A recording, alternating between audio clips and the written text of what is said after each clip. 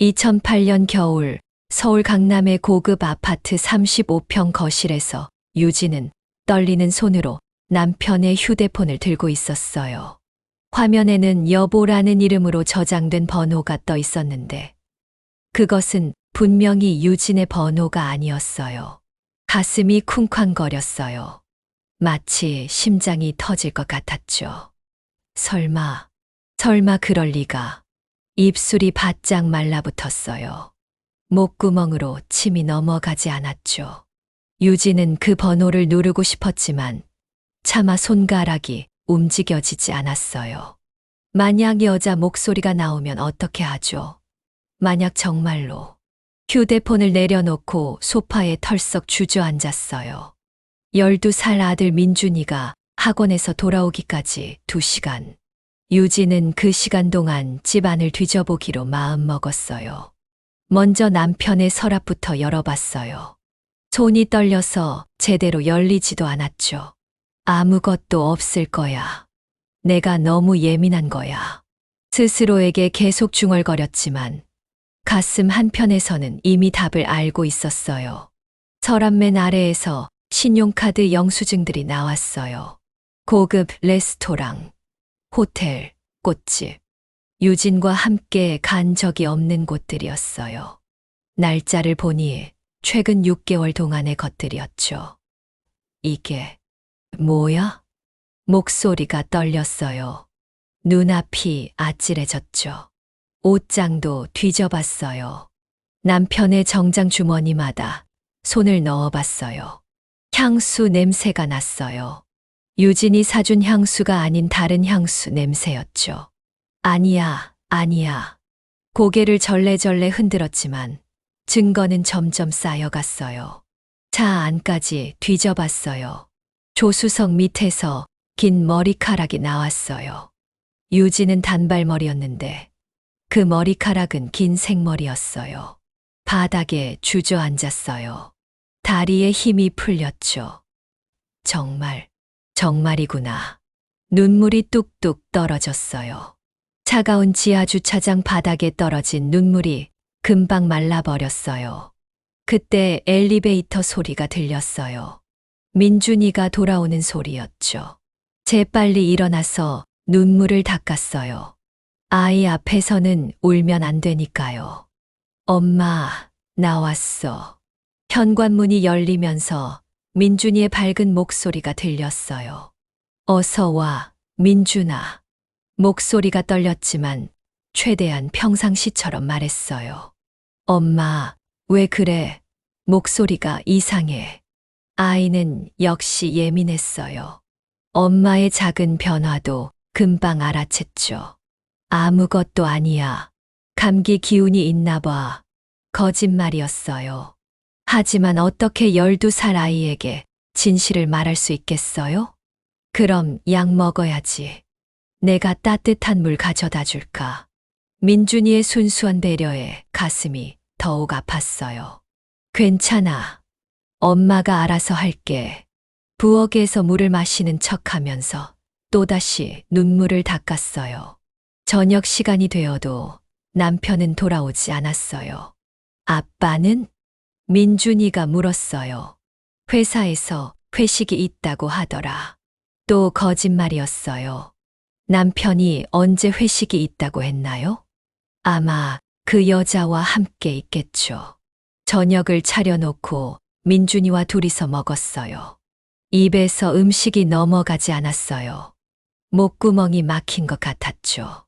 엄마, 정말 괜찮아. 얼굴이 너무 하얘. 응, 괜찮아. 빨리 먹어. 민준이를 재우고 나서 거실에 혼자 앉아 있었어요. 시계 바늘이 밤 11시를 가리키고 있었어요. 남편은 아직도 집에 오지 않았죠. 휴대폰이 울렸어요. 남편에게서 온 문자였어요. 늦을 것 같다. 먼저 자. 짧고 차가운 문자였어요. 예전에는 사랑해라는 말도 함께 보냈는데 유진은 소파에 웅크리고 앉아서 기다렸어요. 밤 12시, 1시, 2시. 시간은 흘러갔지만 남편은 오지 않았어요. 새벽 3시가 되어서야 현관문이 열렸어요. 남편이 들어왔어요.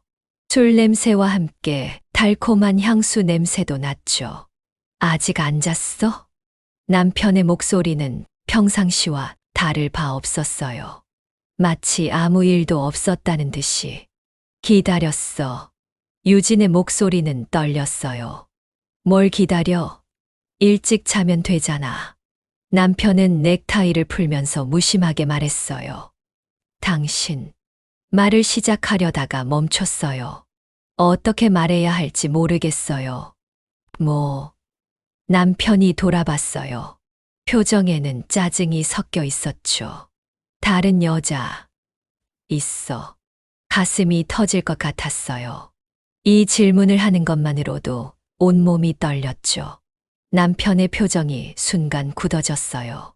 뭔 소리야? 당신 휴대폰에 다른 번호가 내 폰 뒤졌어. 남편의 목소리가 차갑게 변했어요. 우연히 봤어. 여보라고 저장된 번호가. 그게 너 번호 아니야? 거짓말을 하고 있었어요. 남편도 알고 유진도 알고 있었죠. 내 번호는 따로 있잖아. 착각이겠지. 남편은 더 이상 대화하고 싶지 않다는 듯 화장실로 들어갔어요. 유진은 그 자리에 서서 몸이 떨렸어요. 분명히 다른 여자가 있어요. 남편의 반응으로 확신할 수 있었죠. 화장실에서 샤워 소리가 들렸어요. 유진은 침실로 가서 이불을 뒤집어 쓰고 누웠어요. 눈물이 베개를 적셨지만 소리 내어 울 수는 없었어요. 민준이가 깰까 봐요. 새벽까지 잠이 오지 않았어요. 남편이 침대에 누우자 등을 돌렸어요. 등 뒤로 느껴지는 남편의 체온이 낯설게 느껴졌어요. 이 사람과 함께 12년을 살았는데 이제는 완전히 다른 사람 같았어요. 아침이 되자 남편은 서둘러 출근 준비를 했어요. 커피 탈까? 유진이 물었어요. 됐어. 늦었어. 차갑고 짧은 대답이었어요. 예전에는 항상 유진이 탄 커피를 마시고 나갔는데 민준이를 학교에 보내고 나서 유진은 혼자 앉아 있었어요. 텅 빈 집이 너무 조용했어요. 시계 소리만 똑딱똑딱 들렸죠. 이제 어떻게 하지? 혼자서 중얼거렸어요. 12년간의 결혼 생활이 무너져 내리는 것 같았어요. 남편을 믿고 살아왔는데 그 믿음이 산산조각 났어요.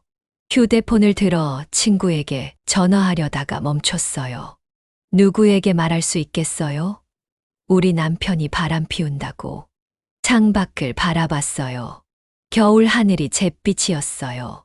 마치 유진의 마음과 똑같았죠. 오후에 남편이 또 문자를 보냈어요. 오늘도 늦을 것 같다. 이제는 거짓말인 게 뻔했어요. 분명히 그 여자와 만날 거예요. 유진은 휴대폰을 던지고 싶었지만 참았어요. 민준이가 학원에서 돌아왔어요. 엄마, 오늘도 아빠 안 와? 응, 아빠 바쁘시대. 또 거짓말이었어요. 아이에게 진실을 말할 수는 없으니까요. 저녁을 또 둘이서 먹었어요. 민준이는 아빠 없는 저녁이 이상하다는 표정이었어요. 아빠가 요즘 너무 바쁘신 것 같아. 그러게, 곧 한가해지실 거야. 아이를 달래는 말이었지만 유진 자신도 확신이 없었어요. 밤이 되자 다시 기다렸어요. 이번에는 새벽 4시가 되어서야 남편이 들어왔어요. 술 냄새가 더 심했고 향수 냄새도 더 진했어요. 또 늦었네. 유진이 말했어요. 회사 일이 많아서. 똑같은 거짓말이었어요. 정말 회사 일이야? 그럼 뭐겠어? 남편의 목소리에 짜증이 섞여 있었어요. 유진은 더 이상 묻지 않았어요. 무서웠어요. 진실을 듣는 게 더 무서웠죠. 이런 일이 1주일, 2주일 계속됐어요. 남편은 매일 늦게 들어왔고 유진은 매일 혼자 기다렸어요. 민준이도 아빠가 없는 저녁에 익숙해져 갔어요. 엄마, 아빠 건강은 괜찮아? 너무 바쁘신 것 같은데. 아이의 순수한 걱정에 가슴이 미어졌어요. 괜찮을 거야. 하지만 유진 자신은 괜찮지 않았어요.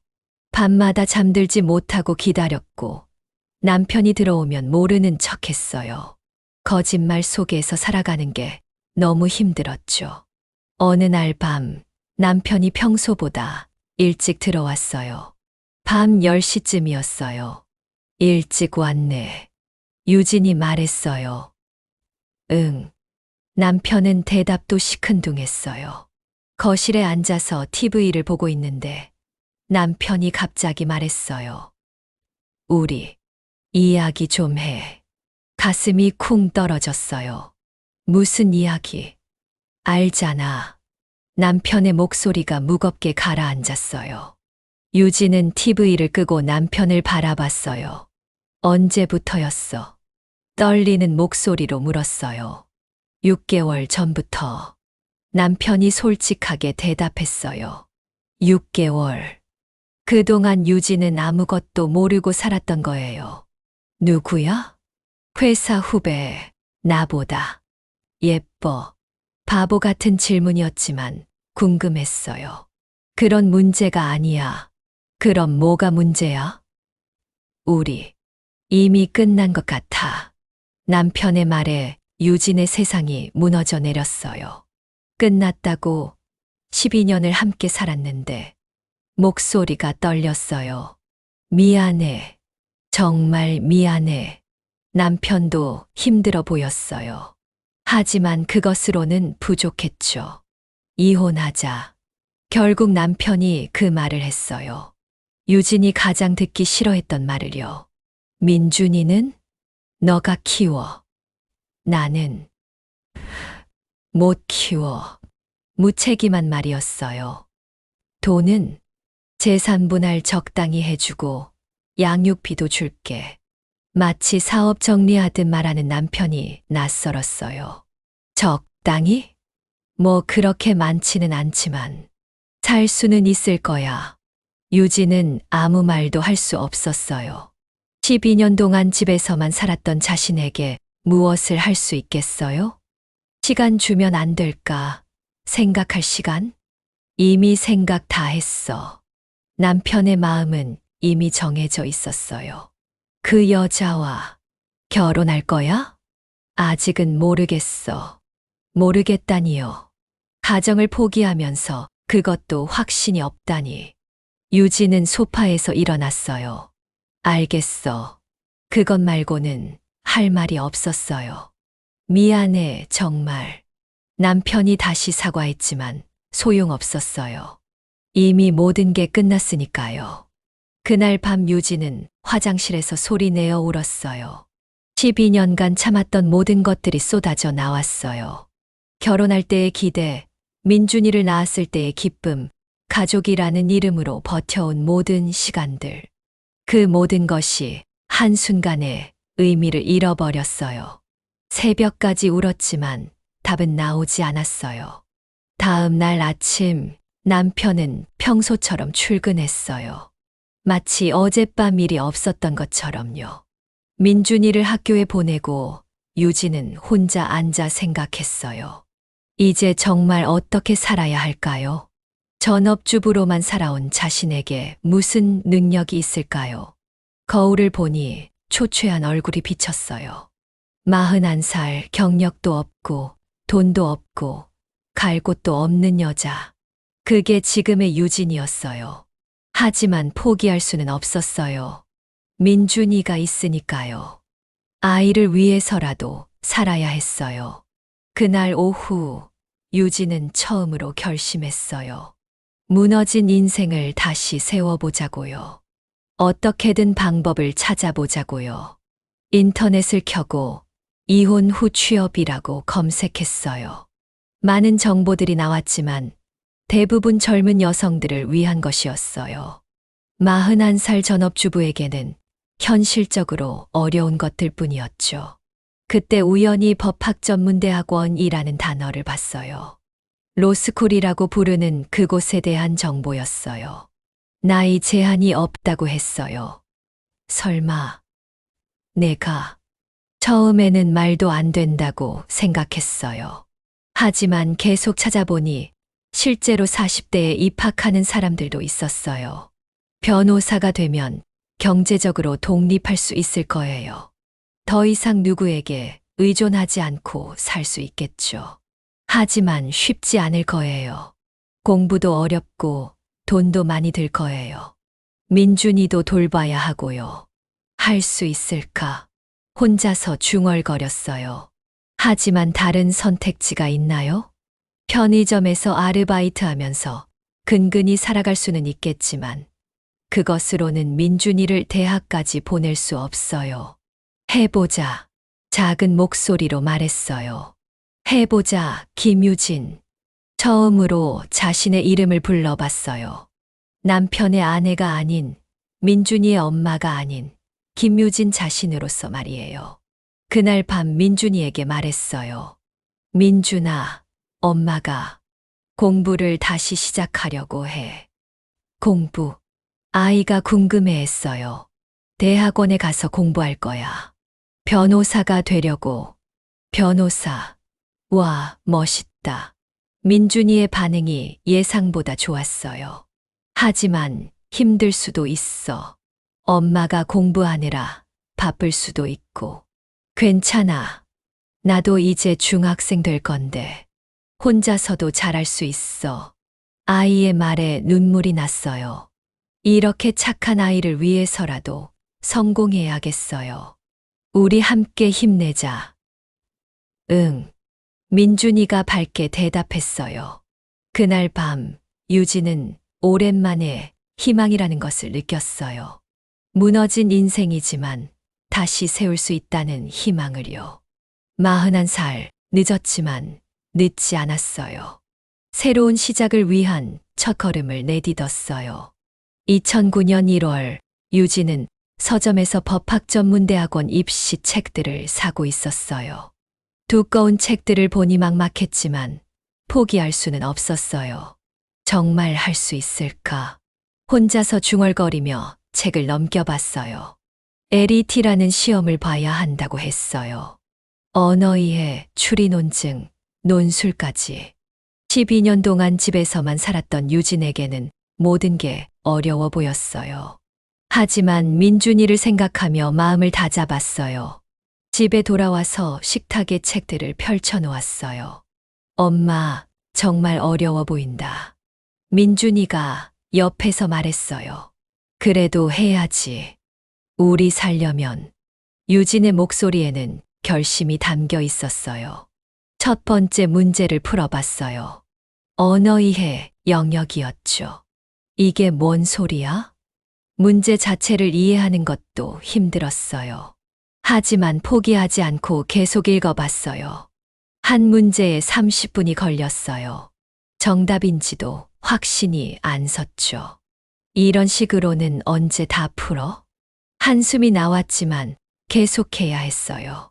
매일 새벽 5시에 일어나서 공부를 시작했어요.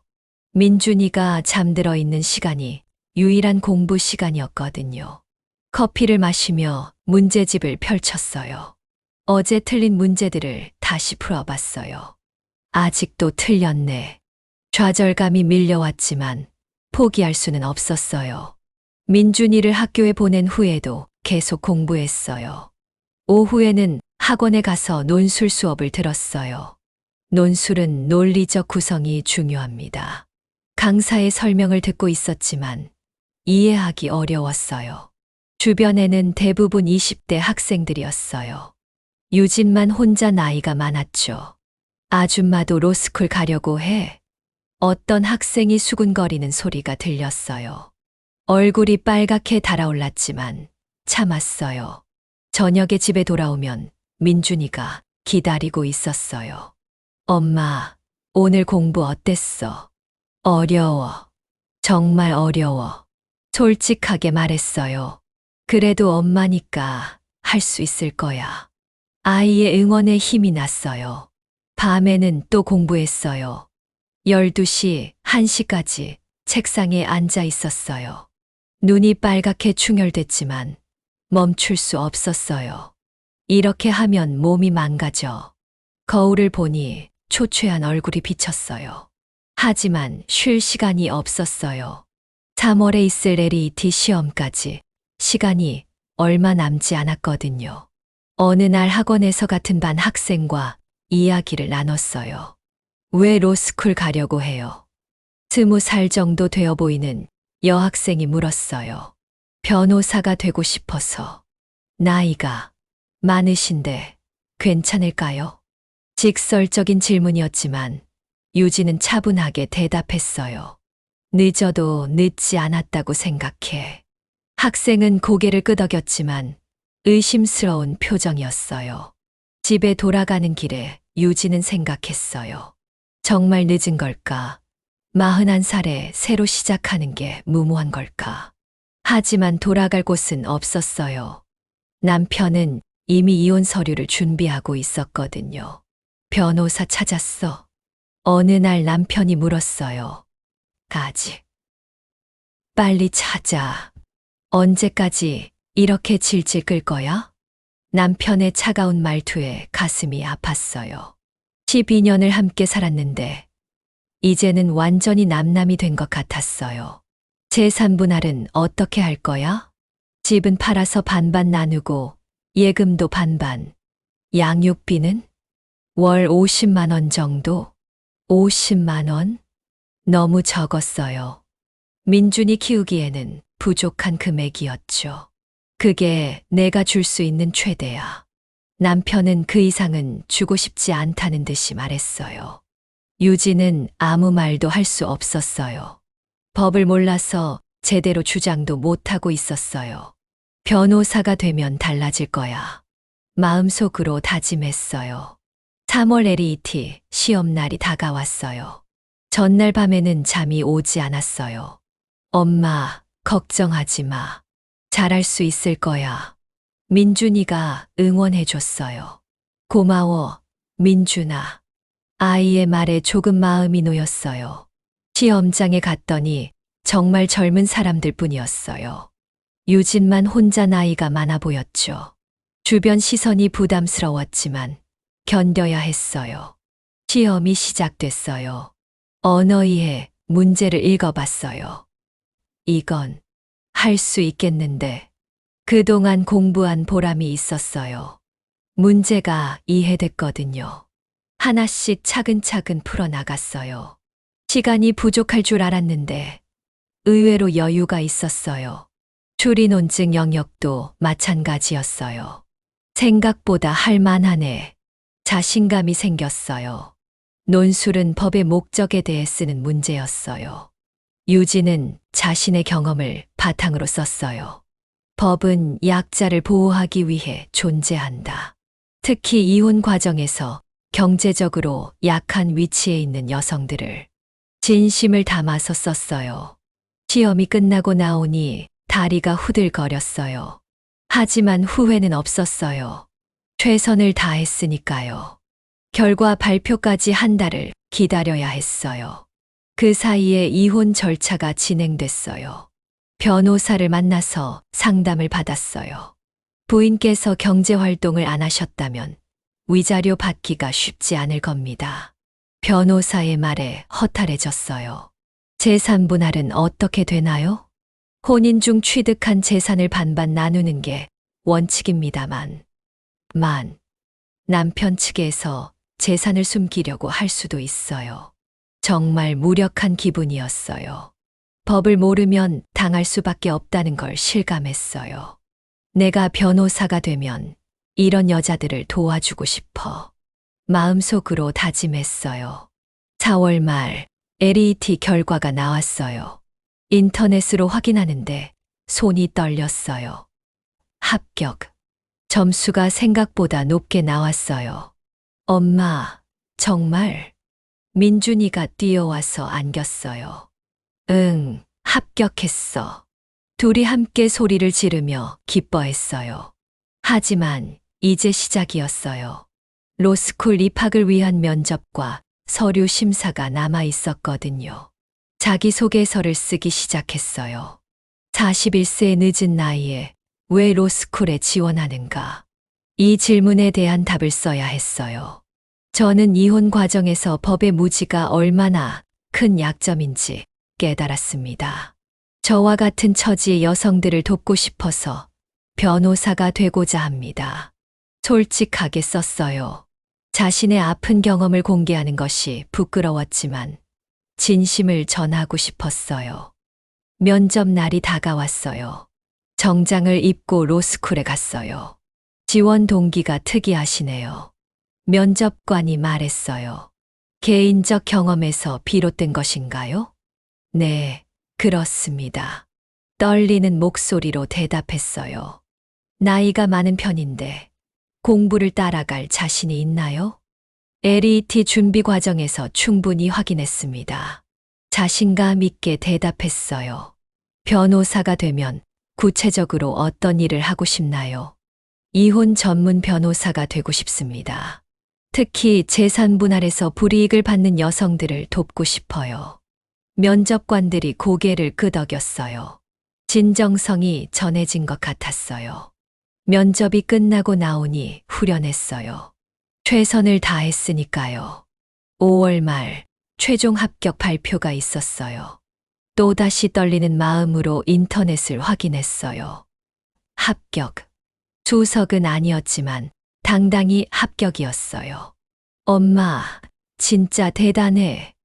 민준이가 엄마를 끌어안았어요. 이제 정말 시작이야. 유진은 아이를 꼭 안으며 말했어요. 그날 밤 남편에게 말했어요. 나 로스쿨 합격했어. 로스쿨.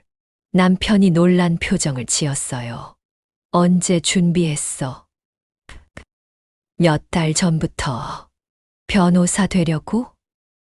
응. 남편의 표정이 복잡해졌어요. 아마 자신이 버린 여자가 변호사가 된다는 게 부담스러웠을 거예요. 학비는 어떻게 할 거야? 대출 받을 거야. 힘들 텐데. 괜찮아. 할 수 있어. 유진의 목소리에는 확신이 담겨 있었어요. 남편은 더 이상 말하지 않았어요. 6월에는 이혼이 최종 확정됐어요. 재산 분할로 받은 돈과 대출로 학비를 마련했어요. 민준이와 함께 작은 원룸으로 이사했어요. 35평 아파트에서 10평 원룸으로. 하지만 후회하지 않았어요. 엄마, 여기서도 충분히 좋아. 민준이가 말했어요. 고생시켜서 미안해. 아니야. 엄마가 꿈을 이루는 걸 보는 게 더 좋아. 아이의 말에 눈물이 났어요. 이렇게 착한 아이를 위해서라도 성공해야겠어요. 7월부터는 편의점에서 아르바이트를 시작했어요. 생활비를 벌기 위해서였어요. 밤 10시부터 새벽 6시까지 일했어요. 힘들었지만 견딜만 했어요. 민준이는 혼자서도 잘 지냈어요. 엄마, 힘들지? 괜찮아. 곧 끝날 거야. 아이에게 걱정을 끼치고 싶지 않았어요. 8월 말, 드디어 로스쿨 입학 통지서가 왔어요. 서울대학교 법학전문대학원. 종이를 보니 실감이 났어요. 정말로 법학전문대학원생이 되는 거예요. 41살의 나이에 말이에요. 엄마, 정말 대단해. 나도 자랑스러워. 민준이가 말했어요. 고마워. 우리 함께 힘내자. 응. 입학식 전날 밤, 유진은 잠들지 못했어요. 내일부터 새로운 인생이 시작되는 거예요. 더 이상 누구의 아내도, 그냥 누구의 엄마도 아닌 법학전문대학원생 김유진으로 살아가는 거예요. 할 수 있을까? 마지막으로 한 번 더 자신에게 물어봤어요. 할 수 있어. 반드시 해낼 거야. 스스로에게 답했어요. 새벽이 되어서야 잠이 들었어요. 내일부터 시작될 새로운 인생을 꿈꾸면서요. 입학식 날 아침, 유진은 일찍 일어났어요. 정장을 입고 거울을 봤어요. 41살 법학전문대학원생의 모습이었어요. 출발. 집을 나서며 힘차게 말했어요. 지하철을 타고 학교로 향했어요. 차창 밖 풍경이 새롭게 보였어요. 모든 것이 희망차 보였어요. 학교에 도착하니 많은 신입생들이 있었어요. 대부분 20대였지만 30대도 몇 명 보였어요. 유진처럼 40대는 별로 없어 보였어요. 하지만 위축되지 않았어요. 나이는 숫자일 뿐이니까요. 입학식이 시작됐어요. 법학전문대학원에 입학하신 것을 축하합니다. 원장의 축사가 이어졌어요. 여러분은 앞으로 3년간 법조인이 되기 위한 공부를 하게 됩니다. 유진은 가슴이 뛰었어요. 3년 후에는 정말 변호사가 되어 있을 거예요. 힘든 과정이지만 포기하지 마시기 바랍니다. 포기는 없어요. 절대로요. 입학식이 끝나고 반 배정이 있었어요. 유진은 A반에 배정됐어요. 30명의 동기들과 함께 공부하게 됐어요. 안녕하세요. 김유진입니다. 자기소개 시간에 간단히 인사했어요. 나이가 많으신 편이네요. 누군가 수군거렸어요.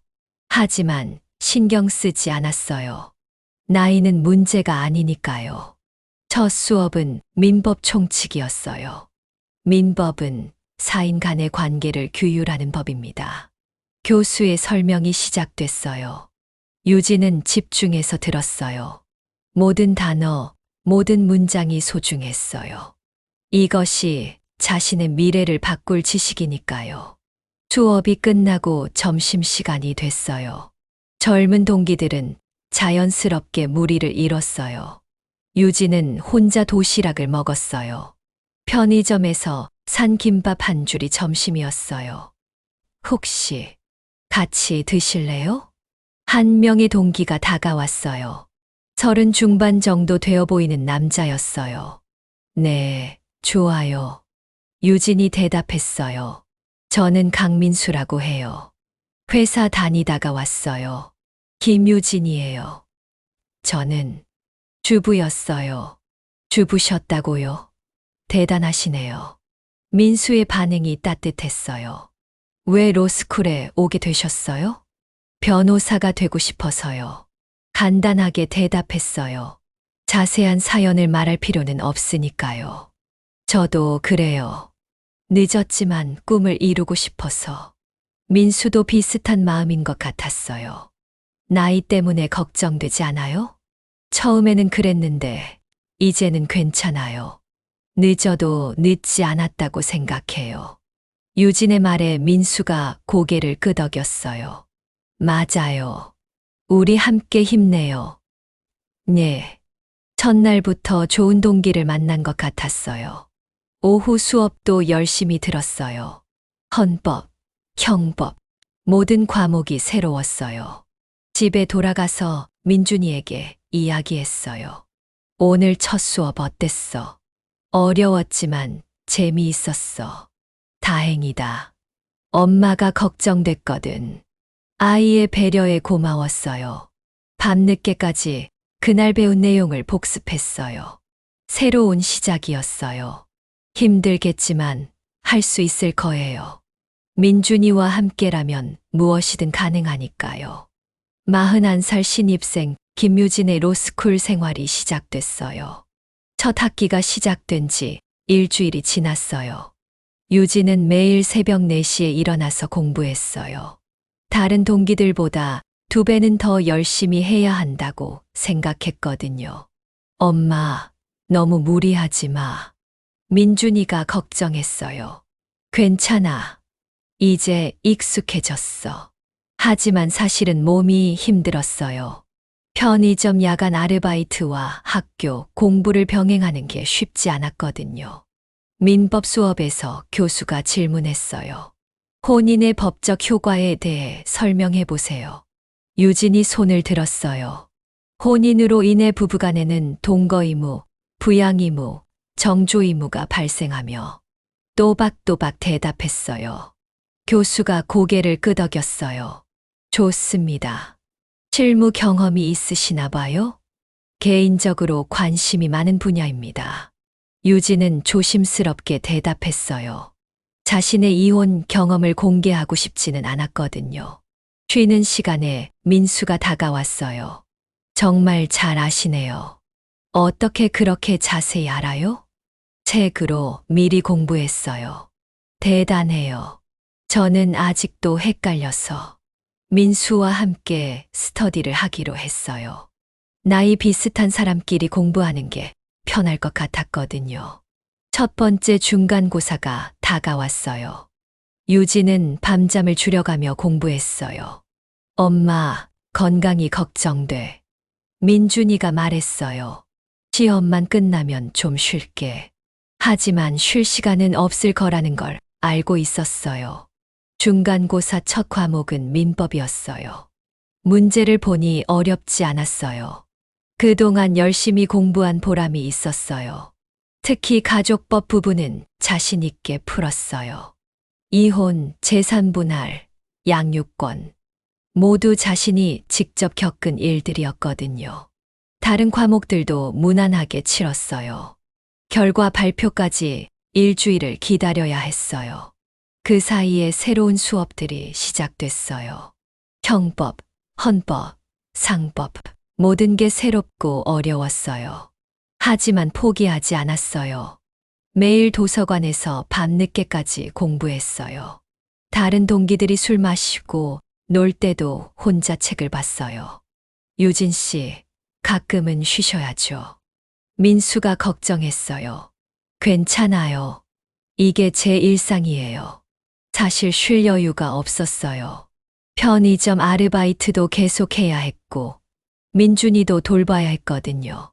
어느 날 편의점에서 일하는데 아는 사람을 만났어요. 예전 아파트 주민이었어요. 유진 씨 아니에요?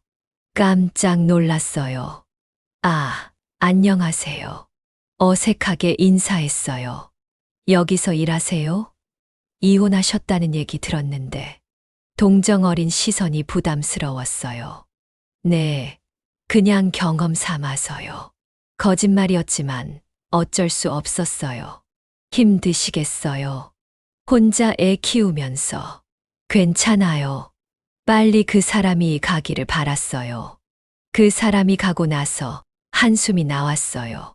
세상 사람들의 시선이 아직도 따가웠어요. 변호사가 되면 달라질 거야. 마음속으로 다짐했어요. 중간고사 결과가 나왔어요. 성적표를 받아드는 손이 떨렸어요. 와, 민법 A, 헌법 A, 형법 A. 전체 석차 5등이었어요. 정말 대단해요. 민수가 축하해 줬어요. 운이 좋았나 봐요. 겸손하게 말했지만 속으로는 기뻤어요. 집에 가서 민준이에게 성적표를 보여줬어요. 엄마, 정말 대단해. 아이가 뛰어와서 안겼어요. 고생한 보람이 있네. 그날 밤에는 오랜만에 일찍 잠자리에 들었어요. 성취감에 푹 빠져서요. 2학기가 시작됐어요. 더 어려운 과목들이 기다리고 있었어요. 민사소송법, 형사소송법, 상법. 하지만 자신감이 생겼어요. 1학기를 잘 해냈으니까요. 어느 날 가족법 수업에서 모의 재판을 하게 됐어요. 이혼 소송 사건이었어요.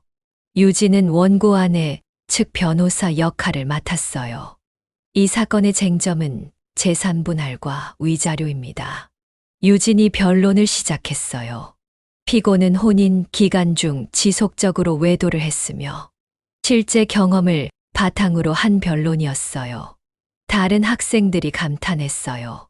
정말 현실적이네요. 마치 실제 변호사 같아요. 교수도 칭찬했어요. 김유진 학생, 정말 훌륭한 변론이었습니다. 실무 경험이 있으신가요? 개인적으로 관심이 많은 분야입니다. 같은 대답을 했지만 이번에는 더 자신감이 있었어요. 그날 수업이 끝나고 몇몇 동기들이 다가왔어요. 정말 대단했어요. 어떻게 그렇게 자세히 알아요? 책만 봐서는 알 수 없는 것들이었는데 질문이 쏟아졌지만 자세한 얘기는 하지 않았어요. 아직 시기상조라고 생각했거든요. 1학년이 끝나갈 무렵 성적이 발표됐어요. 유진은 전체 2등이었어요. 와, 정말 대단해요. 동기들이 축하해 줬어요. 하지만 유진에게는 성적보다 중요한 게 있었어요. 변호사 시험을 준비해야 한다는 것이요. 2학년이 시작되면서 실무 과목들이 늘어났어요.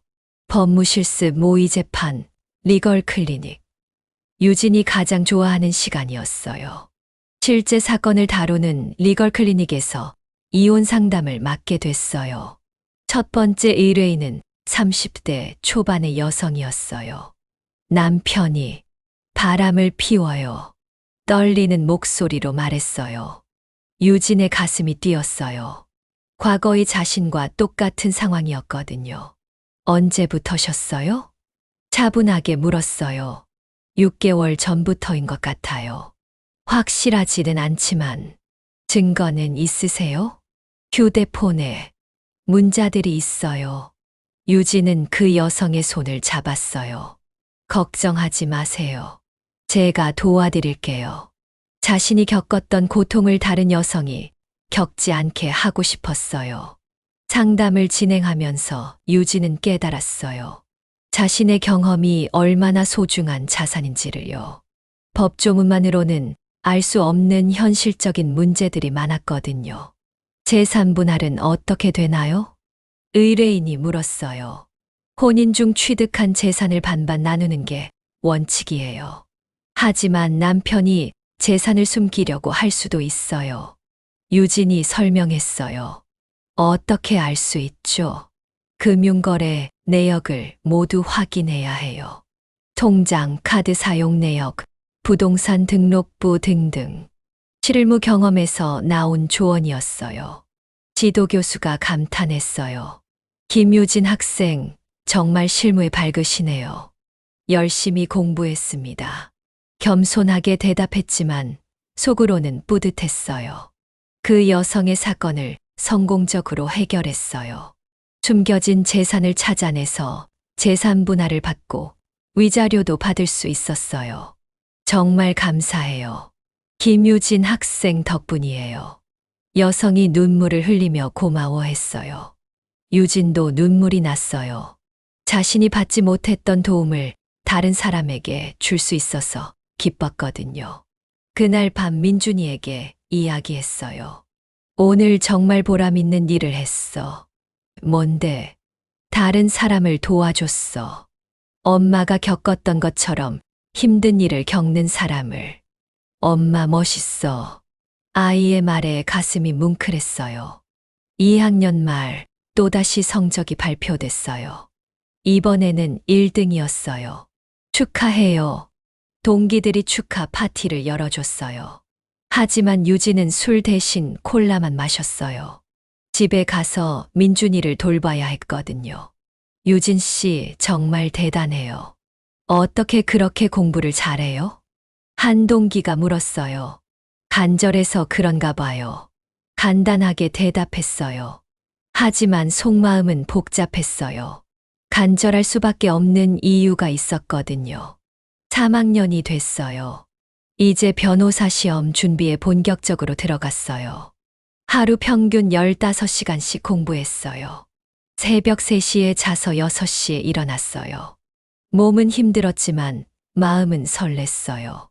드디어 변호사가 될 날이 다가오고 있었거든요. 엄마, 너무 무리하지 마. 민준이가 걱정했어요. 이제 고등학생이 된 아이가 오히려 엄마를 챙겨줬어요. 괜찮아. 얼마 안 남았어. 하지만 몸은 정직했어요. 어느 날 도서관에서 공부하다가 쓰러졌어요. 유진 씨, 민수가 깜짝 놀라서 부축해줬어요. 괜찮아요. 그냥 잠깐. 하지만 눈앞이 흐릿했어요. 병원에 가니 과로와 영양 부족이라고 했어요. 좀 쉬셔야 해요. 의사의 말에 고개를 저었어요. 시험이 얼마 안 남았어요. 몸이 망가지면 시험도 못 봐요. 억지로 며칠 쉬었어요. 민준이가 간병을 해줬어요. 엄마, 건강이 우선이야. 아이의 말에 눈물이 났어요. 이렇게 철든 아이를 위해서라도 성공해야겠어요. 몸이 회복되자 다시 공부를 시작했어요. 이번에는 좀 더 체계적으로 했어요. 무리하지 않는 선에서 최대한 효율적으로요. 드디어 변호사 시험 날이 다가왔어요. 전날 밤에는 잠이 오지 않았어요. 3년간의 노력이 하루에 결정되는 거였어요. 엄마, 잘할 수 있을 거야. 민준이가 응원해줬어요. 고마워, 민준아. 아이 덕분에 마음이 놓였어요. 시험장에 갔어요. 3년 전 LET 시험장과는 분위기가 달랐어요. 모두 진지했고 긴장감이 팽배했어요. 시험이 시작됐어요. 선택형 객관식부터 풀었어요. 그동안 공부한 내용들이 머릿속에서 정리됐어요. 하나씩 차근차근 풀어나갔어요. 기록형 주관식은 더 어려웠어요. 하지만 실무 경험이 도움이 됐어요. 특히 가족법 문제는 자신 있게 풀었어요. 자신의 경험을 바탕으로 현실적인 답안을 작성했어요. 구술 시험도 있었어요. 이혼 소송에서 재산 분할의 기준은 무엇인가요? 면접관이 물었어요. 혼인 중 부부가 협력하여 이룬 재산을 공평하게 분할하는 것이 원칙입니다. 하지만 각 배우자의 기여도, 혼인 기간, 재산 형성에 대한 기여 정도 등을 종합적으로 고려해야 합니다. 자신 있게 대답했어요. 실무에서는 어떤 어려움이 있을까요? 재산 은닉이 가장 큰 문제입니다. 특히 자영업자의 경우 수입을 축소 신고하거나 재산을 타인 명의로 이전하는 경우가 많습니다. 경험에서 우러나온 답변이었어요. 면접관들이 만족스러워했어요. 시험이 모두 끝났어요. 결과 발표까지 2달을 기다려야 했어요. 그 사이에 취업 준비를 시작했어요. 이력서를 쓰면서 고민했어요. 나이와 경력 단절을 어떻게 설명할까요? 하지만 솔직하게 쓰기로 했어요. 자신의 이야기가 오히려 강점이 될 수 있다고 생각했거든요. 몇몇 법무법인에 지원했어요. 면접 연락이 왔어요. 지원 동기가 특이하시네요. 면접관이 말했어요. 40대의 변호사가 되신 이유가 있나요? 개인적인 경험에서 법의 중요성을 깨달았습니다. 저와 같은 처지의 사람들을 돕고 싶어서 변호사가 되었습니다. 진솔하게 대답했어요. 구체적으로 어떤 분야를 담당하고 싶으신가요? 가족법, 특히 이혼 소송 분야입니다. 이유가 있나요? 제가 이혼을 경험했기 때문에 의뢰인의 마음을 더 잘 이해할 수 있다고 생각합니다. 면접관들이 고개를 끄덕였어요. 2012년 1월 변호사 시험 합격자 발표가 있었어요. 인터넷으로 확인하는데 손이 떨렸어요. 합격. 유진의 이름이 있었어요. 엄마. 민준이가 뛰어와서 안겼어요. 우리 해냈어. 둘이 함께 울면서 기뻐했어요. 3년간의 고생이 드디어 보상받는 순간이었어요. 그날 밤 작은 축하 파티를 했어요. 치킨과 콜라로 간단하게요. 엄마, 정말 자랑스러워. 민준이의 말에 가슴이 뭉클했어요. 고생시켜서 미안했어. 아니야. 엄마가 꿈을 이루는 걸 옆에서 볼 수 있어서 좋았어. 이런 아이를 키웠다는 게 가장 큰 성취였어요. 법무법인에서 연락이 왔어요. 합격을 축하드립니다. 저희와 함께 일하시겠어요? 드디어 변호사로서 첫 발을 내딛는 순간이었어요. 45살 늦었지만 늦지 않았어요. 새로운 인생이 시작되는 거였어요. 더 이상 누구에게 의존하지 않는 당당한 여성으로서 말이에요. 2013년 3월 서초동 한 법무법인의 작은 책상에서 유진의 변호사 생활이 시작됐어요. 김유진 변호사님, 안녕하세요. 사무장이 반갑게 인사했어요. 잘 부탁드립니다. 새 정장을 입고 출근한 첫날이었어요. 45살에 시작하는 변호사 생활 떨렸지만 설렜어요. 책상 위에는 산더미 같은 서류들이 쌓여 있었어요. 처음에는 간단한 사건부터 맡으시게 될 거예요. 선배 변호사가 설명해 줬어요. 어떤 종류의 사건인가요? 교통사고, 임금체불, 이혼소송 등이요. 이혼소송이라는 말에 가슴이 뛰었어요. 드디어 자신이 경험한 분야에서 일할 수 있게 됐어요. 첫 주는 주로 서류 정리와 법률 검토 업무였어요. 다른 변호사들의 사건을 보조하는 일이었죠. 유진 변호사님, 이혼소송 상담 건이 들어왔는데 맡으시겠어요? 사무장이 물었어요. 네, 물론이죠. 망설임 없이 대답했어요. 이 순간을 얼마나 기다렸는지 몰라요. 첫 번째 의뢰인은 30대 초반의 여성이었어요. 변호사님, 남편이 바람을 피워요. 떨리는 목소리로 말했어요. 유진의 가슴이 아팠어요. 5년 전 자신의 모습과 똑같았거든요. 언제부터셨어요? 차분하게 물었어요. 확실하지는 않지만 6개월 정도 된 것 같아요. 증거는 있으세요? 휴대폰 문자와 카드 사용 내역이 좀. 여성은 가방에서 프린트된 서류들을 꺼냈어요. 유진이 찬찬히 살펴봤어요. 이 정도면 충분한 증거가 될 것 같아요. 정말요? 여성의 눈에 희망이 보였어요. 네, 걱정하지 마세요. 제가 최선을 다해서 도와드릴게요. 유진의 확신에 찬 목소리에 여성이 안도했어요. 위자료는 얼마나 받을 수 있을까요? 남편의 수입과 재산 규모에 따라 달라져요. 하지만 불륜이 명확하니까 상당 금액을 받을 수 있을 거예요. 실제로 상담을 진행하면서 유진은 깨달았어요. 자신의 경험이 얼마나 소중한 자산인지를요. 법조문만으로는 알 수 없는 현실적인 문제들이 너무 많았거든요. 재산 분할은 어떻게 되나요? 혼인 중 취득한 재산을 반반 나누는 게 원칙이에요. 하지만 유진이 잠깐 멈췄어요. 하지만 남편이 재산을 숨기려고 할 수도 있어요. 특히 자영업자라면 더욱 그렇죠. 과거 자신의 경험에서 나온 조언이었어요. 그럼 어떻게 해야 하죠? 금융거래 내역을 모두 확인해야 해요. 은행, 증권회사, 보험회사. 빠뜨리지 말고 다 조사해야 해요. 여성이 고개를 끄덕였어요.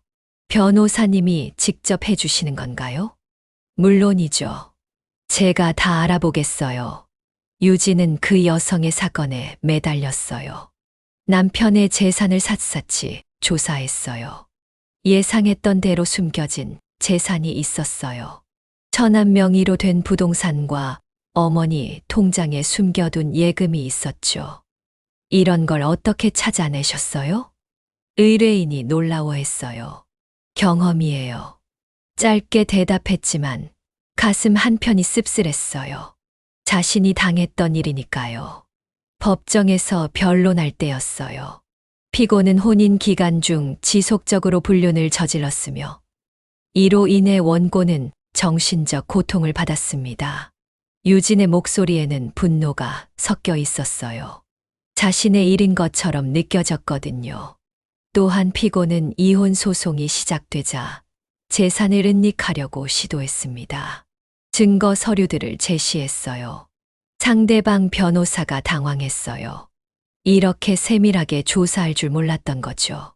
재산 분할과 관련해서는 유진이 계속 변론했어요. 모든 숨겨진 재산을 찾아내서 목록을 만들었어요. 판사도 감탄하는 눈치였어요. 판결 결과는 대승이었어요. 위자료 3천만 원, 재산 분할 60%라는 파격적인 판결이었어요. 변호사님, 정말 감사해요. 의뢰인이 눈물을 흘리며 고마워했어요. 다른 변호사들은 이 정도까지 해주지 않는다고 하던데. 저는 이런 일에 특별한 관심이 있어요. 유진은 조심스럽게 말했어요. 아직 자신의 과거를 공개할 준비가 안 됐거든요. 그 사건 이후로 유진에게 이혼 소송 의뢰가 몰려들기 시작했어요. 소문이 퍼진 거죠. 김유진 변호사는 이혼 소송의 달인이래. 재산분할에서 정말 실력이 좋다더라. 입소문이 퍼져나갔어요. 두 번째 사건도 비슷했어요. 40대 주부가 찾아왔어요.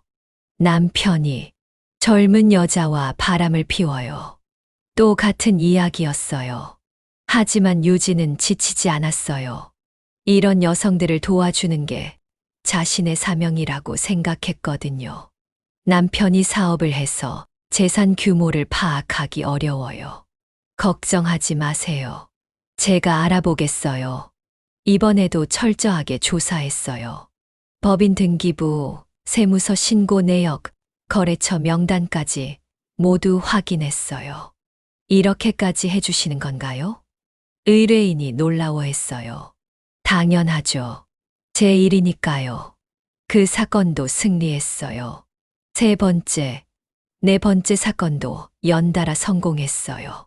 유진의 명성이 점점 높아졌어요. 법무법인 내에서도 인정받기 시작했어요. 유진 변호사 정말 대단하네요.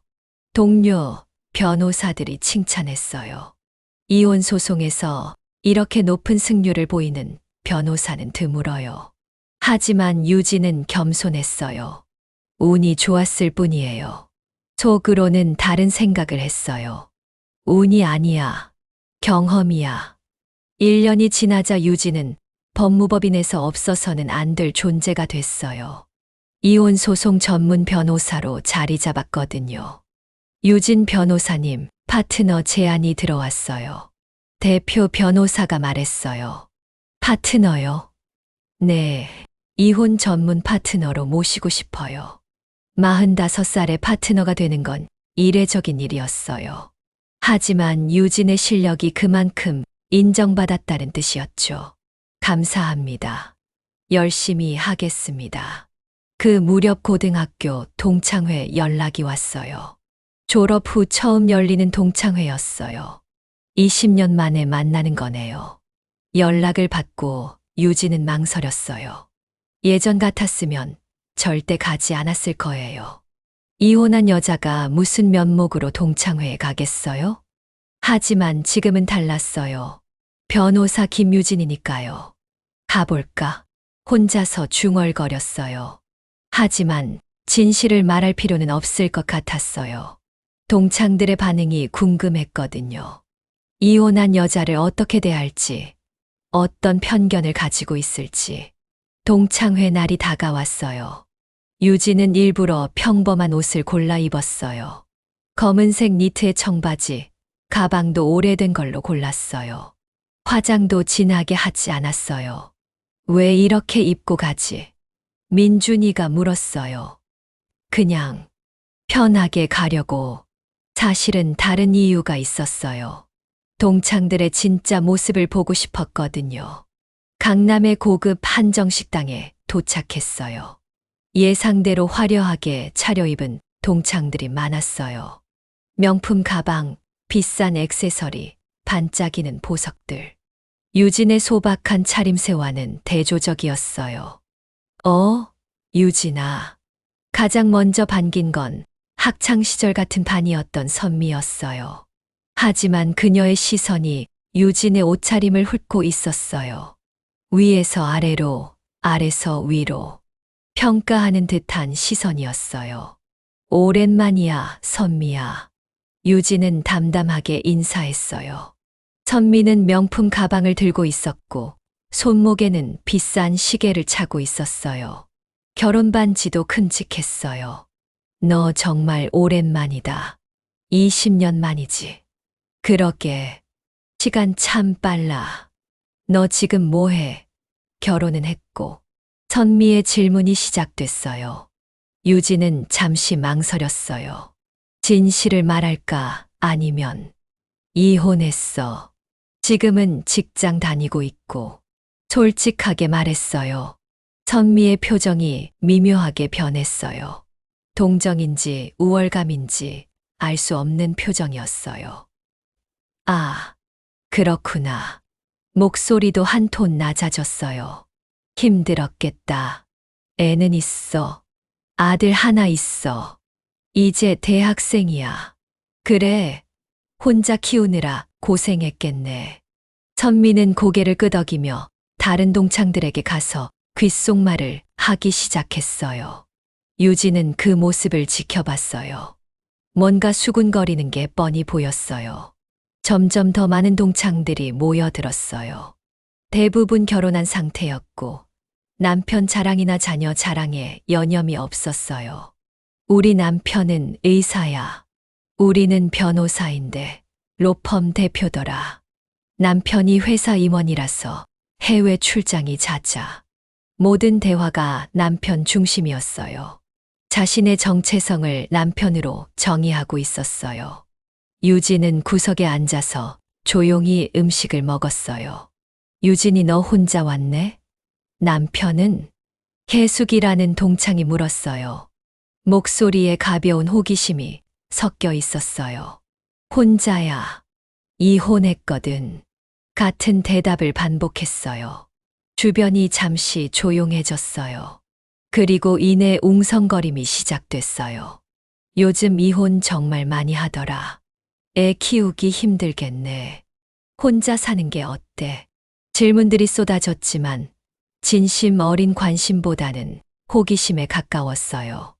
마치 동물원의 동물을 구경하는 것 같았어요.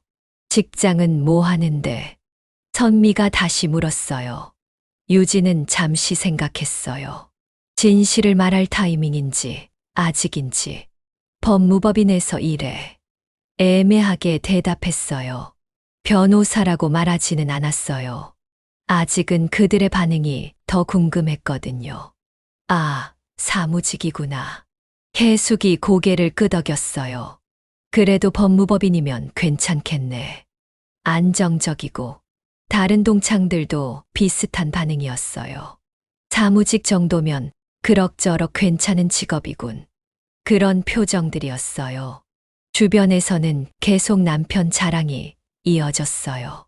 우리 남편 작년에 승진해서 부장 됐어. 우리는 집을 하나 더 샀어. 투자용으로. 올해 유럽 여행 가기로 했어. 남편이 휴가 내줘서. 모든 성취가 남편 덕분이었어요. 자신만의 성취는 아무도 말하지 않았어요. 유진아, 재혼 생각은 없어. 선미가 조언하듯 말했어요. 나이가 나이인데 빨리 해야지. 나중에는 더 어려워져. 다른 동창들도 고개를 끄덕였어요. 맞아. 혼자 사는 게 쉽지 않잖아. 특히 경제적으로. 여자 혼자서는 한계가 있어. 편견들이 쏟아져 나왔어요. 여전히 여자는 남자에게 의존해야 한다는 생각이었어요. 유진은 씁쓸하게 웃었어요. 글쎄, 잘 모르겠어. 그래도 생각해봐. 좋은 사람 소개해 줄 수도 있어. 선미의 친절한 척하는 말에 유진은 고개만 끄덕였어요. 시계를 보니 8시였어요. 적당한 시간에 일어날 준비를 했어요. 더 이상 이 자리에 있을 이유가 없었거든요. 그래도 이혼녀가 혼자 애 키우면서 사는 게 쉽지 않을 텐데. 누군가의 말이 들렸어요. 이혼녀라는 단어에 담긴 편견이 느껴졌어요. 마치 부족한 사람, 실패한 사람이라는 뜻으로 쓰는 것 같았어요. 나는 먼저 가볼게.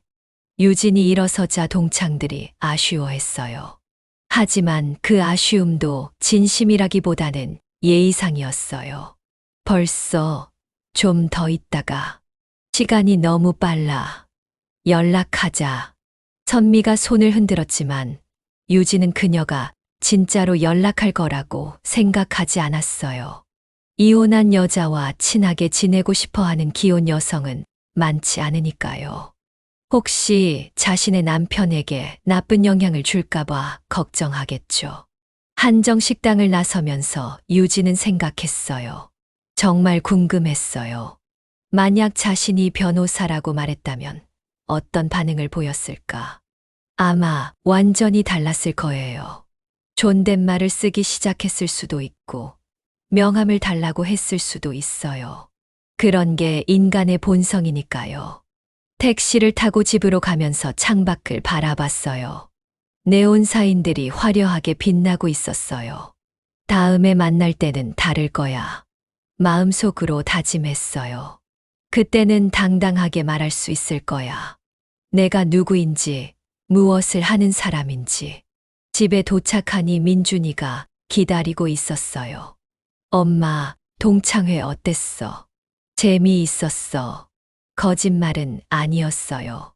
나름대로 얻은 게 있었거든요. 사람들의 편견을 직접 확인할 수 있었으니까요. 동창들 다 잘 살고 있어. 글쎄, 겉으로는 그런 것 같더라. 하지만 유진은 알고 있었어요. 겉으로 보이는 게 다가 아니라는 걸요. 화려한 겉모습 뒤에 숨겨진 문제들이 있을 거라는 걸요. 실제로 자신의 사무실로 찾아오는 의뢰인들 중에는 그런 사람들이 많았거든요. 겉으로는 행복해 보이지만 속으로는 고통받는 사람들. 엄마는 정말 대단한 것 같아. 민준이가 말했어요. 왜? 다른 사람들은 남편 자랑만 하는데 엄마는 혼자서도 당당하잖아. 아이의 말에 가슴이 뭉클했어요. 정말 그렇게 보이나요? 유진은 거울을 봤어요. 45살의 여성이 비쳤어요. 더 이상 누구의 아내가 아닌 변호사 김유진의 모습이었어요. 그래, 당당하게 살자. 거울 속 자신에게 말했어요. 다음 동창회 때는 정말 다를 거예요. 그때는 숨기지 않고 당당하게 말할 거예요. 자신이 누구인지, 어떤 일을 하는지, 그리고 그들의 편견들을 하나씩 깨뜨려 줄 거예요. 여자도 혼자서 충분히 살 수 있다는 걸 보여줄 거예요. 아니, 혼자서 더 당당할 수 있다는 걸 증명해 줄 거예요. 그날 밤 유진은 오랜만에 기분 좋게 잠들었어요. 내일부터 또 새로운 도전이 기다리고 있었거든요. 더 많은 사람들을 도와주고 더 큰 성공을 이뤄낼 거예요. 그리고 언젠가는 당당하게 말할 수 있을 거예요. 나는 변호사 김유진이야. 그 날을 위해 오늘도 최선을 다할 거예요. 첫 번째 동창회가 끝난 후 2년이 흘렀어요. 유진의 변호사 생활은 날로 발전했어요. 이혼 전문 변호사로서의 명성이 법조계에 널리 알려졌거든요. 김유진 변호사 아세요? 이혼 소송에서는 정말 최고래요. 입소문이 퍼져나갔어요. 의뢰인들이 줄을 서서 기다릴 정도였어요. 하루에 10건이 넘는 상담을 받기도 했어요. 모두 이혼으로 고통받는 여성들이었어요. 변호사님, 정말 도와주실 수 있나요? 떨리는 목소리로 묻는 의뢰인들에게 유진은 항상 같은 답을 했어요. 걱정하지 마세요. 제가 끝까지 책임지겠습니다. 그리고 실제로 그렇게 했어요. 승소율 95%라는 놀라운 기록을 세웠거든요. 2015년에는 올해의 변호사상을 받기도 했어요. 이혼 소송 분야에서 탁월한 성과를 보인 김유진 변호사님께 상을 드립니다. 시상식에서 상을 받을 때 유진은 눈물이 났어요. 7년 전 절망에 빠져 있던 자신을 생각하면 믿어지지 않았거든요. 엄마, 정말 자랑스러워. 민준이가 박수를 쳐줬어요. 이제 대학교 3학년이 된 아들이었어요. 모든 게 민준이 덕분이야. 유진이 아들을 꼭 안았어요. 2016년에는 드디어 개인 법률사무소를 열었어요. 김유진 법률사무소.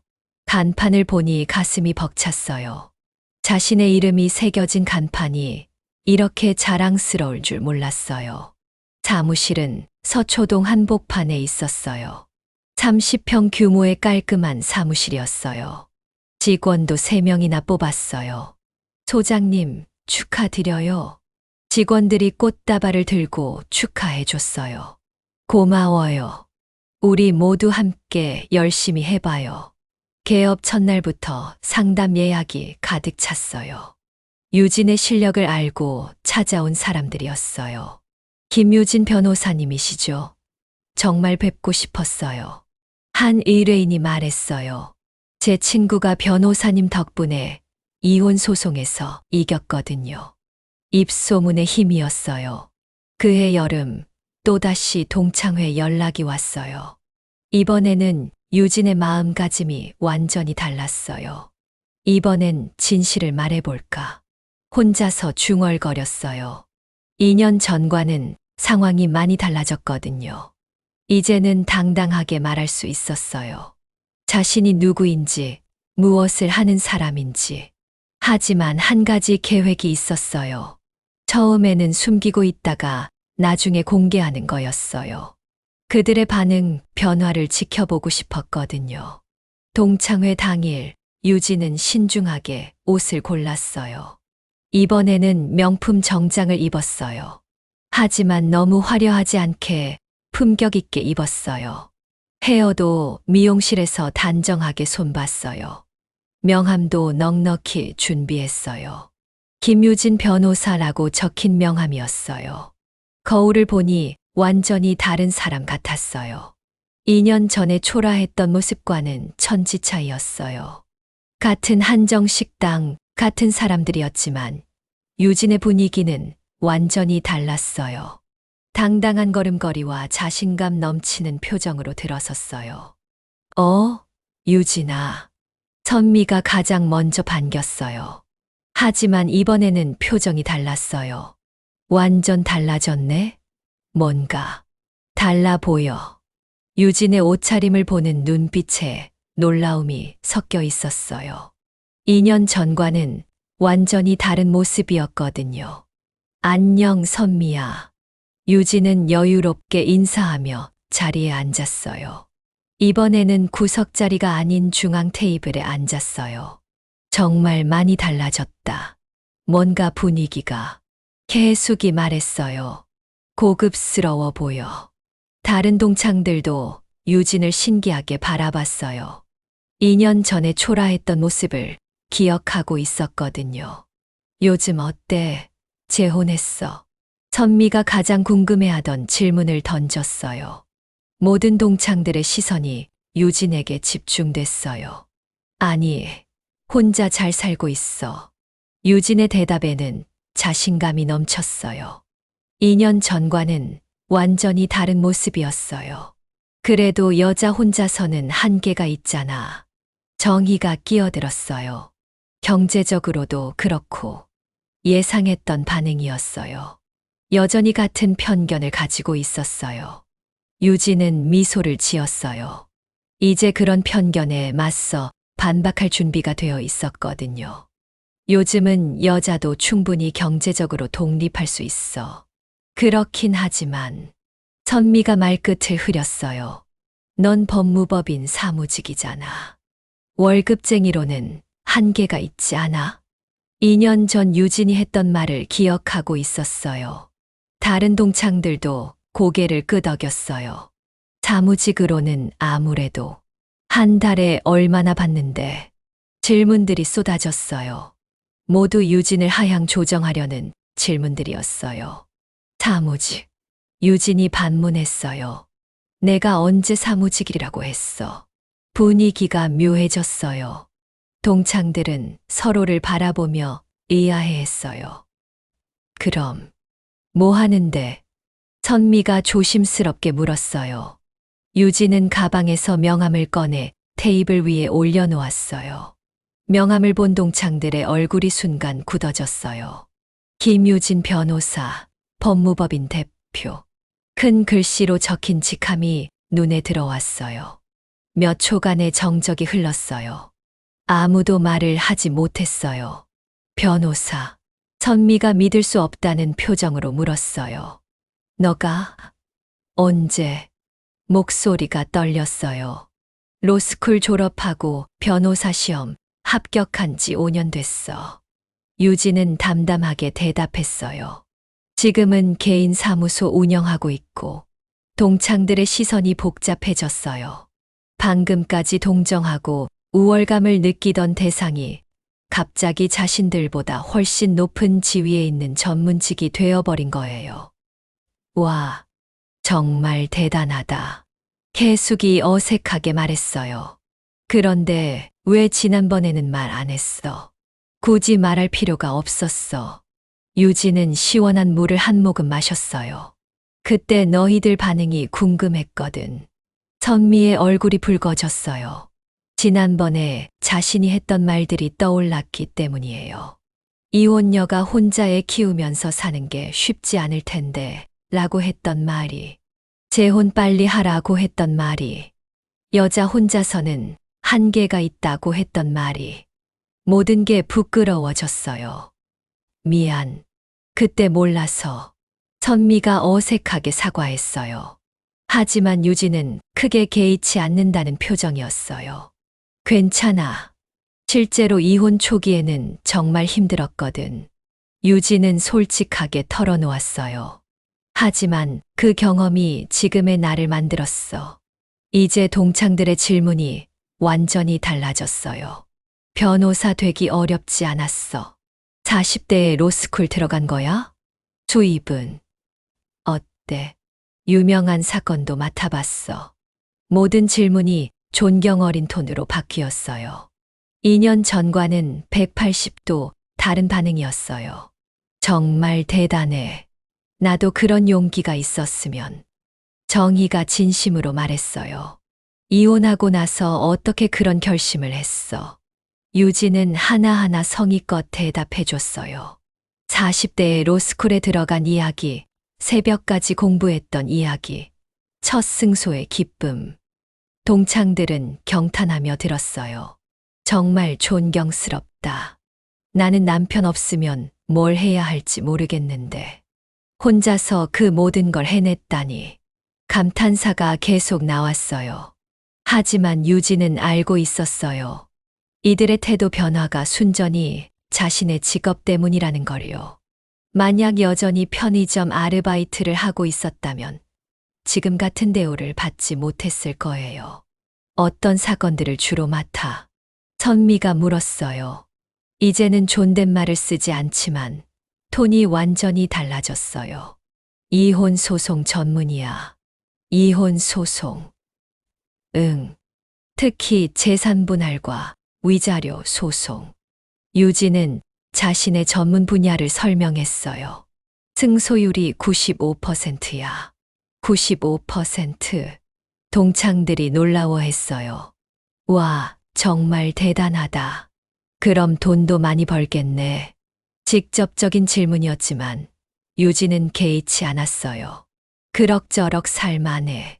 겸손하게 대답했지만 실제로는 상당한 수입이 있었어요.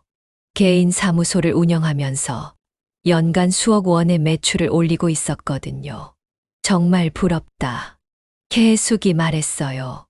나는 남편 월급에만 의존하고 사는데.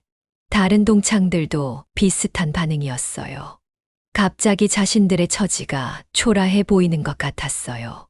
너 정말 대단해. 이혼하고 나서 완전히 새로운 인생을 살고 있네. 선미가 말했어요.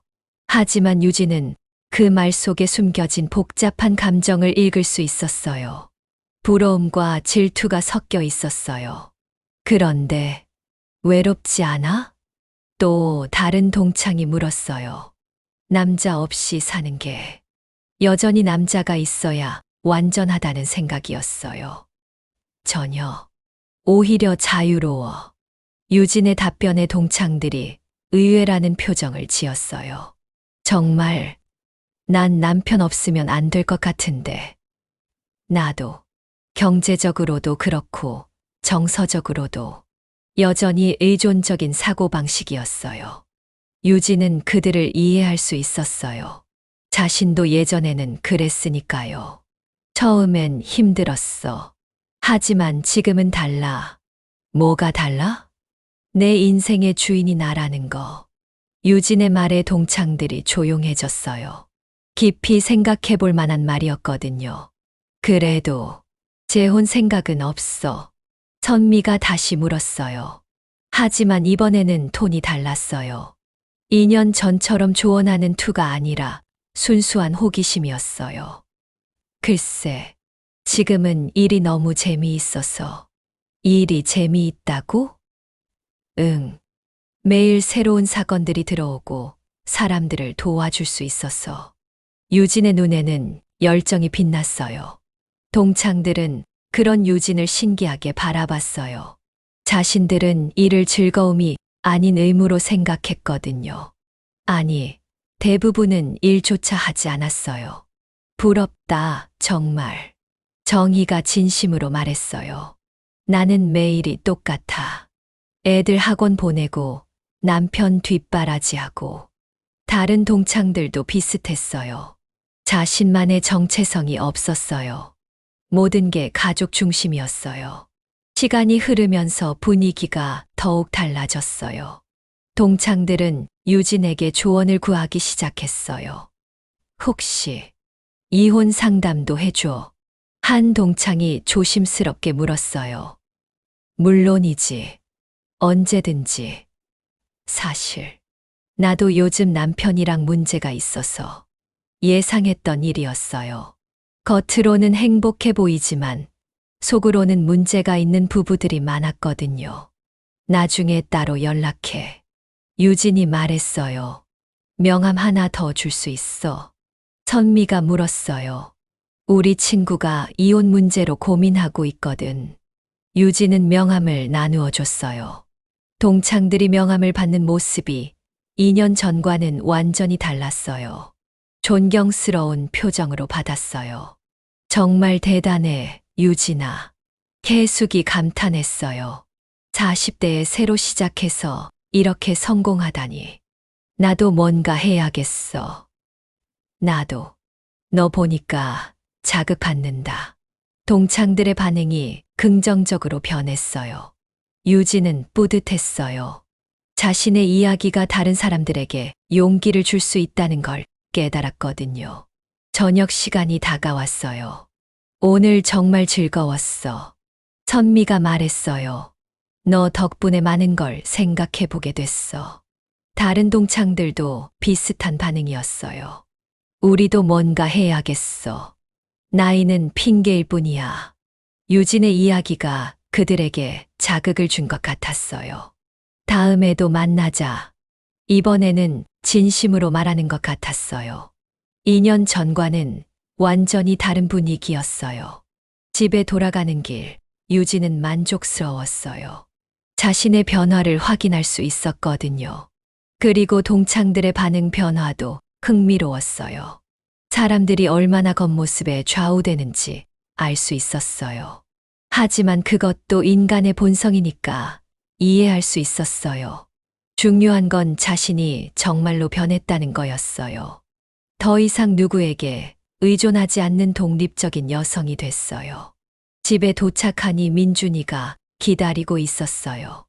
엄마, 동창회 어땠어? 좋았어. 이번에는 정말 좋았어. 다들 엄마가 변호사라는 거 알고 놀랐겠다.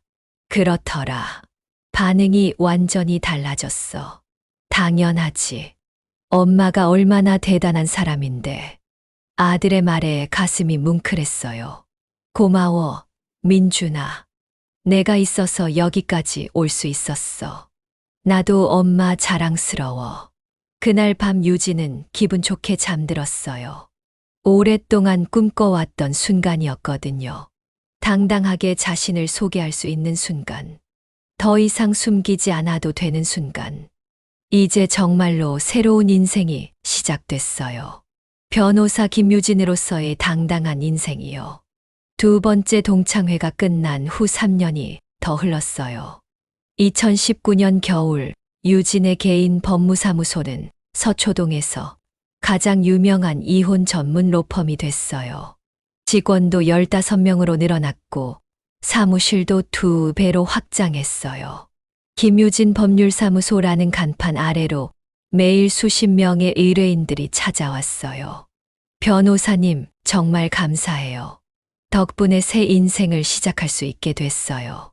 한 의뢰인이 눈물을 흘리며 인사했어요. 이혼 소송에서 승리한 후 찾아온 거였어요. 천만에요. 당연한 일을 했을 뿐이에요. 유진은 겸손하게 대답했어요. 하지만 마음속으로는 뿌듯했어요. 자신과 같은 고통을 겪는 여성들을 도와줄 수 있어서요. 그날 오후 뜻밖의 전화가 걸려왔어요. 유진아, 나 선미야. 동창 선미의 목소리였어요. 선미야, 오랜만이다. 미안한데, 혹시 시간 있어? 상담 좀 받고 싶어서. 목소리에 절망감이 섞여 있었어요. 물론이지. 언제든지 와. 다음 날 선미가 사무실로 찾아왔어요. 예전에 화려했던 모습은 온데간데 없었어요. 초췌하고 지친 얼굴이었어요. 무슨 일이야? 유진이 걱정스럽게 물었어요. 남편이 바람을 피워 떨리는 목소리로 말했어요. 언제부터? 1년 전부터인 것 같아. 처음엔 의심만 했는데. 선미는 가방에서 휴대폰을 꺼냈어요. 이런 증거들이 나왔어.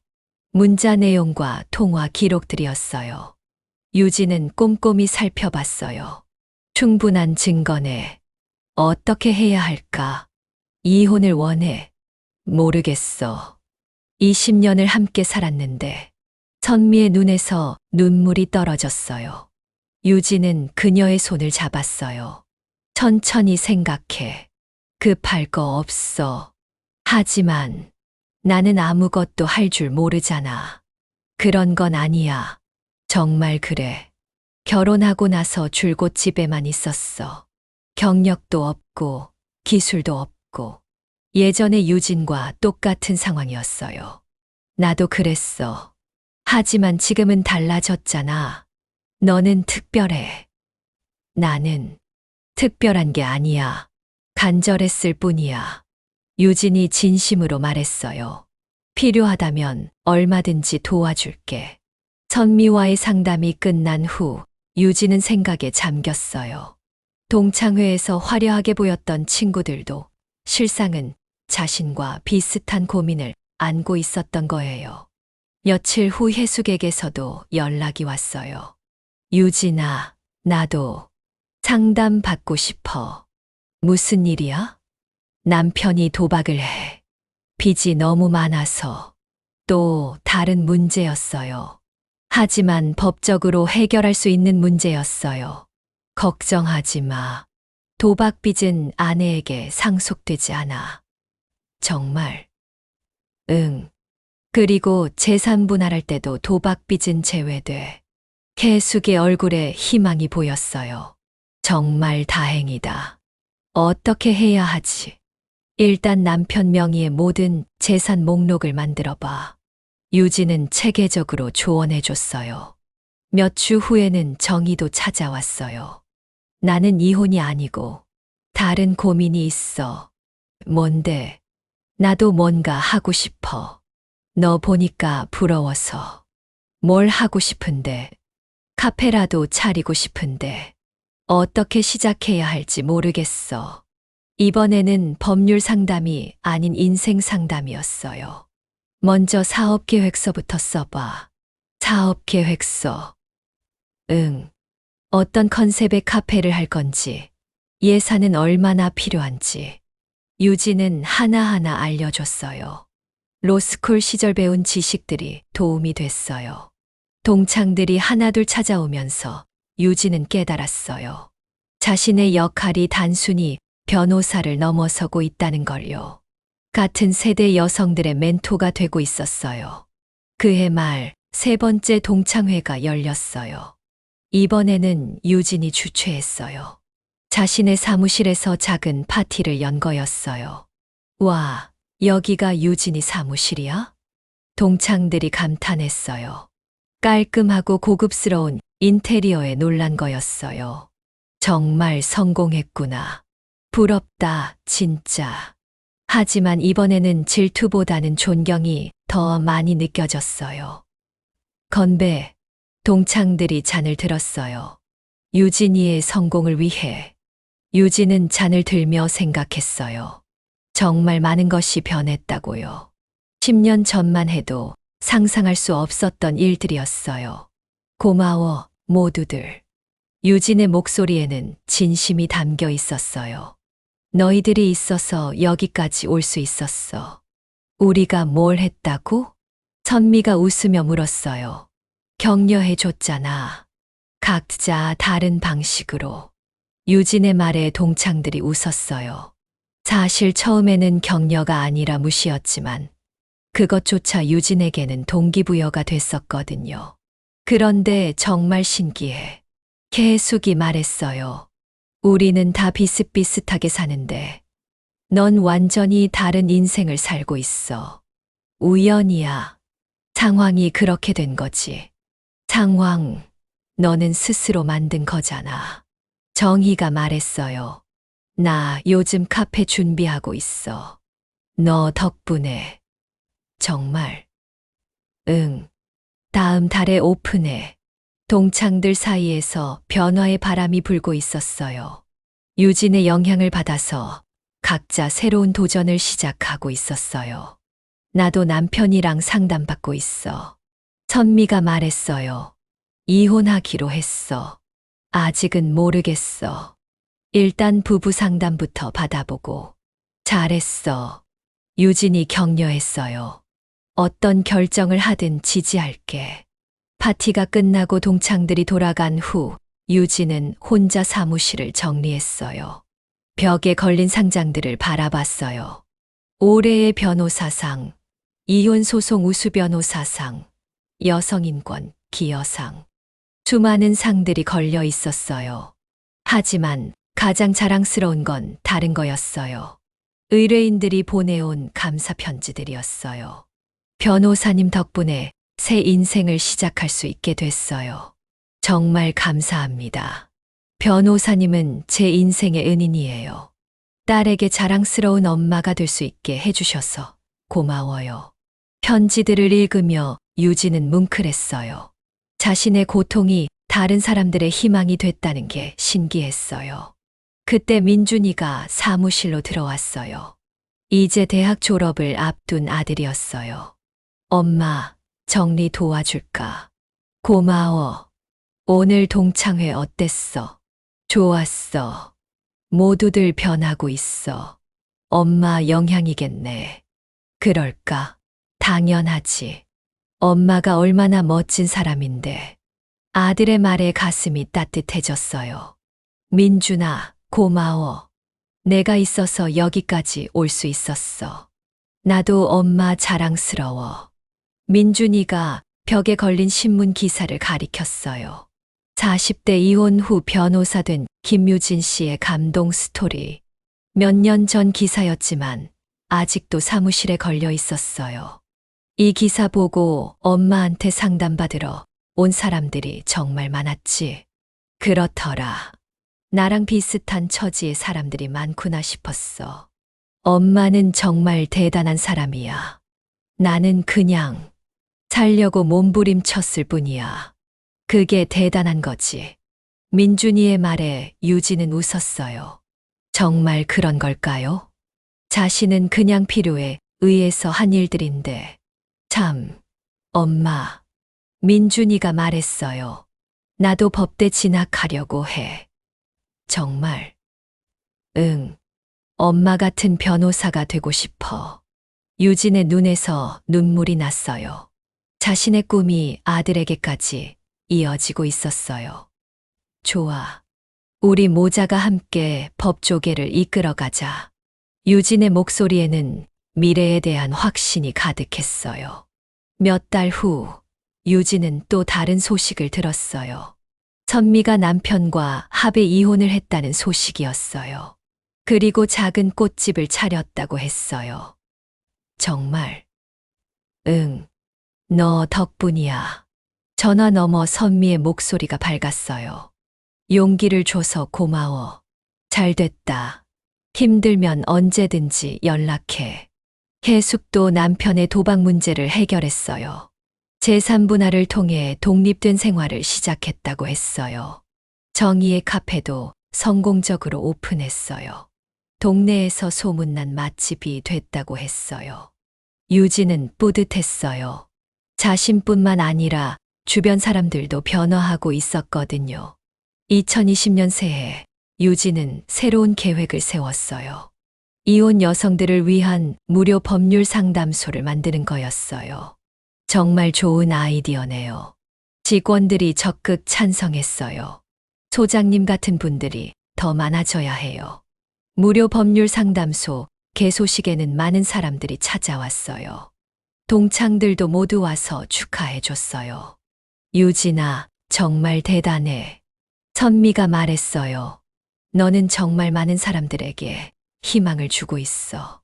언론에서도 관심을 보였어요. 이혼 여성의 성공 신화, 김유진 변호사. 법조계의 새로운 희망, 40대 늦깎이 변호사.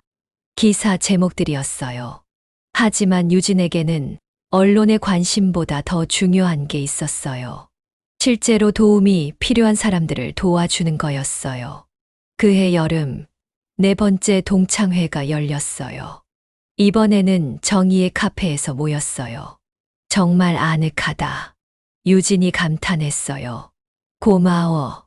너 덕분에 시작할 수 있었어. 정의가 커피를 내와 주었어요. 직접 로스팅한 원두로 만든 커피였어요. 맛있다. 정말 다행이다. 모두들 각자의 자리에서 열심히 살고 있었어요. 선미는 꽃집이 잘 되고 있다고 했어요. 혜숙은 새로운 남자친구가 생겼다고 했어요. 정희는 카페 확장을 계획하고 있다고 했어요. 우리 모두 정말 많이 변했다. 유진이 말했어요. 그러게 10년 전만 해도 상상할 수 없었던 일들이야. 모든 게 너 때문이야. 선미가 말했어요. 너가 먼저 용기를 보여줘서. 아니야. 각자가 해낸 거야. 유진은 겸손하게 말했어요. 하지만 속으로는 뿌듯했어요. 자신의 도전이 다른 사람들에게도 영향을 줬다는 게요. 그날 밤 집에 돌아와서 유진은 거울을 봤어요. 50세가 된 자신의 모습이 비쳤어요. 주름이 조금 늘었지만 눈에는 여전히 활력이 넘쳤어요.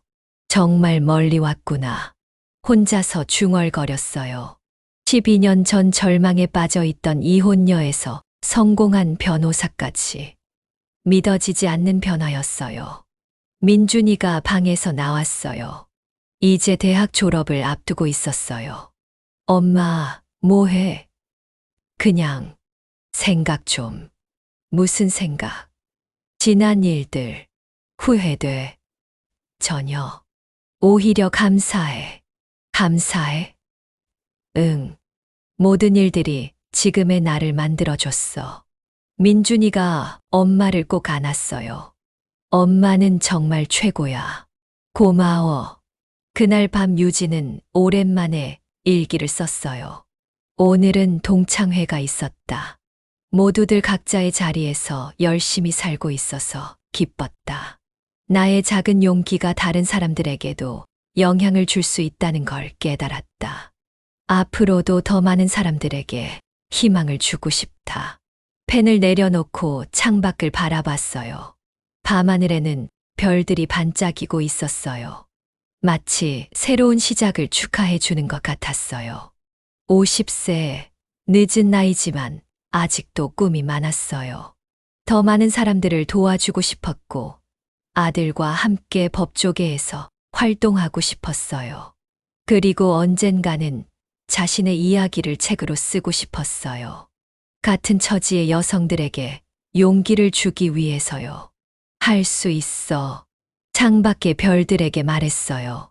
지금까지 해왔으니까 앞으로도 할 수 있어. 새로운 시작이었어요. 더 큰 꿈을 향한 새로운 시작.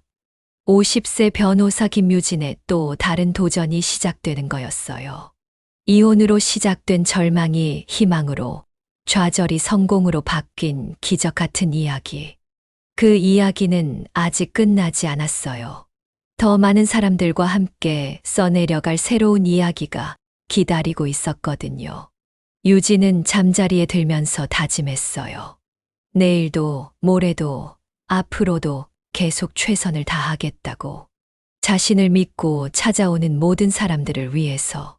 그리고 아직도 절망 속에서 헤매고 있을 누군가를 위해서. 늦어도 늦지 않다.